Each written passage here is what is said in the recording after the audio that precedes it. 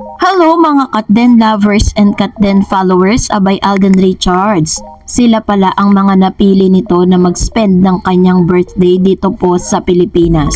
But before that, if you haven't subscribed yet to my YouTube channel, please don't forget to like, share, and subscribe at hit mo na rin ang notification bell for more showbiz updates. Bago tayo of course magpatuloy sa ating updates for today's video, nais ko po munang batiin kayo ng isang masaganang bagong taon para sa inyong lahat.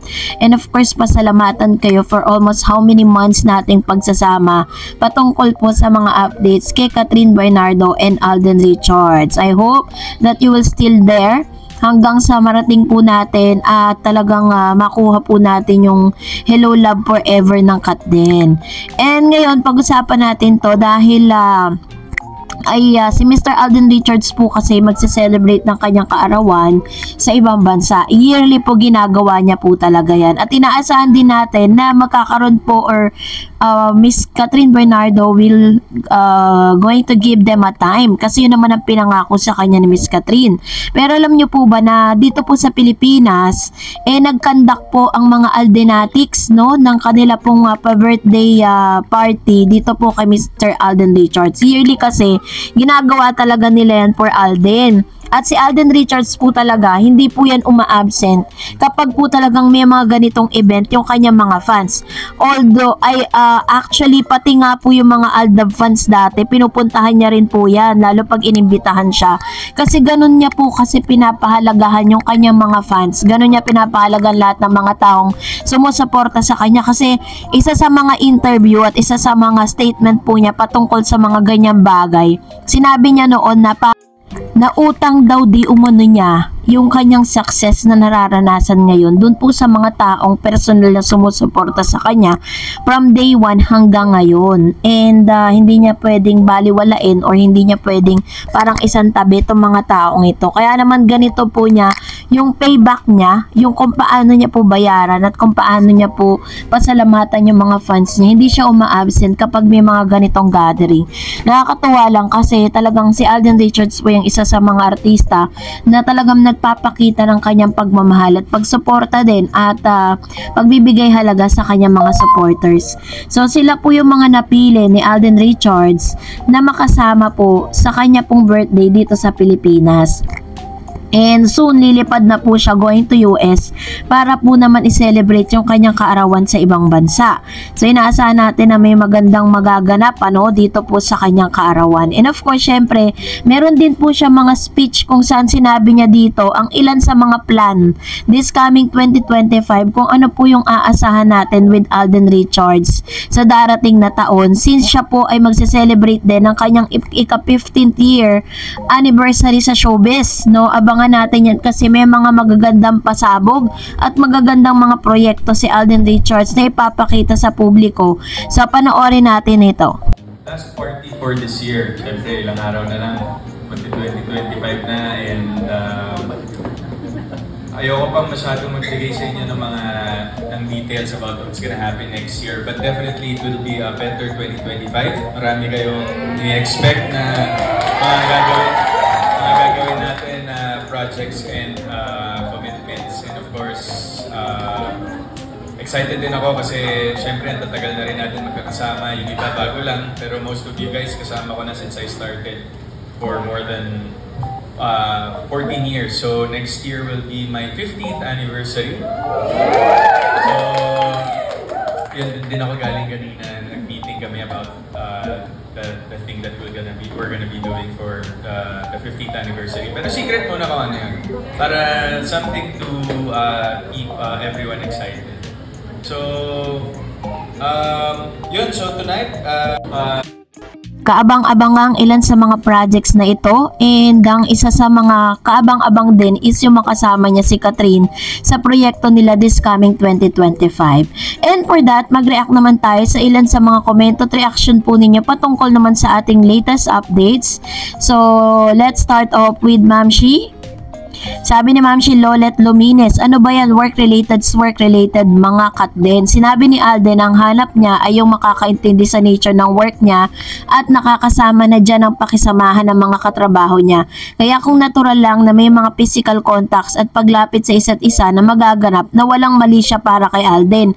Alam kong pinag-uusapan na nila yan ni Kat kasi they are smart and intelligent people. Kaya wag tayong short cordon at madismay agad-agad. Actually, totoo yung sinasabi ni Miss Lolet Lumines. Si Miss Catherine po, very understanding yan. Doon po sa mga nagaganap kay Alden Richards ngayon, alam natin na pare silang aktor at actress. At magagaling po sila. Alam nila kung ano po yung kalagayan nila sa showbiz. At alam din natin na lahat ng ginagawa ni Alden Richards ngayon sa mga nakikita natin with Sanya is all plain, ano po siya, no, for showbiz lang. Kaba parang nagpapaka-method actors to si Mr. Alden Richards dito kay Sanya. Sabi niya, gawa-gawa yan ng mga trolls para sirain ang paniniwala natin sa Kat. And remember, they both said their friendship and trust deepen, and Kat said she prepare friendship na mag-i-evolve to true love. May foundation na relationship nila, so hoping it will come in the future. So I agree with you, Ma'am Shi Lumines, ano, na totoo yung sinasabi niya na parang gumagawa po kasi ng paraan ang ilan sa mga fandom para mapag-usapan sila. Sino ba naman babae ang papayag na how many times na tinatanong si Alden Richards sa mga interview niya if she or he on and Sanya Lopez is having a romantic relationship, pero ilang beses niya rin tinatanggi, 'di ba? Parang napaka-unfair naman po sa girl yun kung ilang beses kang itatanggi tapos ipipilit mo pa rin yung sarili mo. Sabi naman si Glorioso, ignore tayo dyan, ano mang issue kay Kat and tungkol kay Sanya and Alden, nonsense, walang kwenta. Wag na lang natin silang pansinin. Kung masaya sila kay Sanya, di okay lang, baka sila naman ang magka-project. Enjoy na lang, Sanden. Happy kaming Kat Den fan sa inyong dalawa.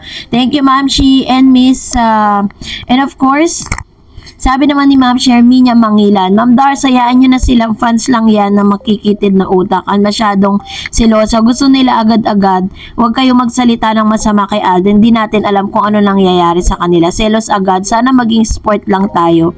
Para wala tayong selos na mangyayari sa atin. Kasi nga parang may mga fans kasi na parang gusto lang nila na ang kasama ni Alden si Catherine lang. Ganon din si Catherine, gusto nila kasama ni Catherine si Alden lang, na hindi naman pwede. Since magkaiba po sila ng network is hindi lang po yan ang makikita natin. Mas marami pa po mga girls at mga actors na makakapartner si Catherine Bernardo. Baka mas lalo pa tayong mawindang kapag po nangyari na yon. Sabi ni Carol Salcedo, tapos na po lang araw kaya end ng ilusyon ni Sanya. Mananahimik ka na, Sanya. Alam mo naman na sikat lang ang buhay ni Alden. Ayan. So ito po si Ma'am Shi Carol Salcedo naman, sabi niya, dahil tapos na nga yung pulang araw, possible na hindi na rin talaga sila magkikita ni Sanya, 'di ba? Kasi yun talaga yung hot topic ngayon at talagang kung ano-ano na pong pagbibintang at kung ano-ano pong mga salita ang natatanggap ngayon nitong si Alden Richards dahil sa mga lumabas na mga photos and videos nila. Sabi ni Miss Benga Susena, relax lang kayo mga Kat Den fans, hindi pa naman tapos ang laban ni Alden kay Kat. Sinabi naman ni Alden, nasa puso't isipan niya si Kat, pumupunta siya sa bahay ni Kat basta kaya ng oras niya. Ang relationship nila very deep and special at ang mga taong malalapit kay Kat ay close na din kay Alden at ang higit sa lahat, si Kat ready to fall in love again now. So anong hinihintay na lang natin kung kailan sasagutin ni Kat si Alden, lalo't wala namang dahilan para i-reject niya, which is very true, 'di ba? Ito yung mga ito yung mga pointers ni Ma'am Shibenga Azucena na talagang pag-iisipan natin na ready na talaga sila to enter into a new relationship. Sabi niya, lalo't wala namang dahilan para i-reject na si Alden. Kung magiging sila very nice, maraming magbubunji at kung hindi, need to respect their decision. The important, they're very close friend. Ayan. Hindi daw type ni Alden si Sanya, sabi naman isang viewer. And Ma'am si Elena Galgo, don't worry Kat, maraming may gusto sa inyo, kaya mo mag-movie kahit ilang lang mag-isa ka. Kahit wala kang kapareha, kahit wala si Alden, ikaw lang ang magdadala lang HLA. Kaya suportahan na lang natin si Kat sa kanyang Elena 1944. Actually po, malapit na po yung kanilang movie na Elena 1944. Actually, marami po akong nakikitang mga post patungkol po dyan sa movie ni Miss Catherine na parang hindi pa po ipinalalabas, binabash na hindi raw to aabot daw ba kaya ng 10 million. So this time, cut din is ipakita natin kung talagang mag-unite ang lahat ng mga cut din. Kayang-kaya pong umabot ng 2 billion yan. Katulad ng history na ginawa ng Hello Love Again. Sabi ni Ma'am si Annabel Garde, actually yung event na yan, lahat ng cast ng Pulang Araw was invited by the former president ng GMA. Gusto mapanood ng matanda yung final episode, matanda talaga, ng Pulang Araw. Then, me counting celebration dahil sa success ng Pulang Araw at may pa-birthday cake for Alden. Nothing more, nothing less. Kaya no worries po sa lahat ng Cut 10 fans. Parte lang po yun ng teleserye nila. Kung di nag-request yung former president ng GMA, wala sila dyan.